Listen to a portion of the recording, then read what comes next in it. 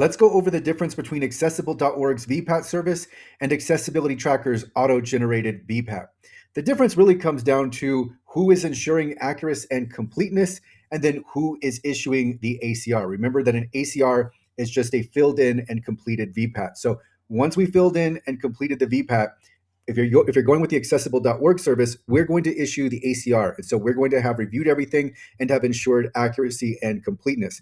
If you go through Accessibility Tracker and you upload your accessibility audit report, you're on your own in terms of validating the issues and making sure that everything is accurate and complete. And so what happens is inside of Accessibility Tracker, artificial intelligence will fill in a VPAT based on the status, the current status of your accessibility audit report. But you have to sign off on that the VPAT has been filled in accurately and completely, and you are now publishing an ACR, and this is your self-issued ACR. It's not accessible.org who is issuing the ACR.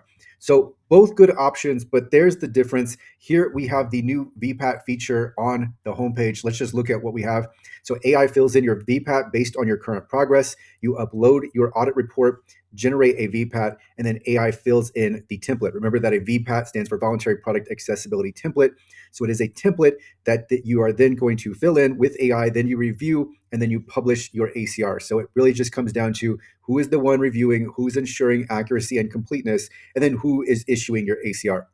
Now, some organizations prefer to issue their own ACRs, and that's in part because they have so many different products and services that it makes sense for them to take care of this internally. They have the expertise in-house, so they're able to go ahead and they routinely issue their own ACRs. And so if that's the case, obviously Accessibility Tracker is going to be very useful. Of course, we know in the marketplace that many procurement agents are really scrutinizing ACRs and making sure that they are accurate and complete.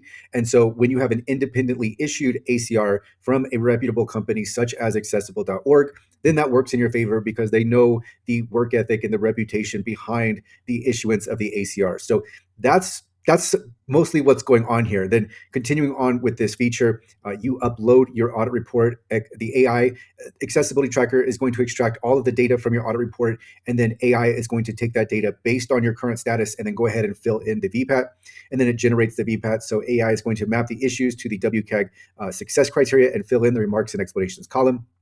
And then again, you review and publish. So you make sure to make any edits necessary. Of course, this is AI, so AI can make mistakes. It can make errors and omissions. That's why it's so important that you have this review step. And that is why we, for anybody that is filling in a VPAT with AI, we make sure that they sign to the fact that they have reviewed the VPAT to ensure accuracy and completeness. And then you have your published ACR. So that is the difference. It comes down to making sure that the VPAT is accurately and completely filled in. And then it also comes down to who is issuing your ACR. If you don't mind issuing your own ACR, then you are in good shape. So that is it. I'll include a link to Accessibility Tracker in the description.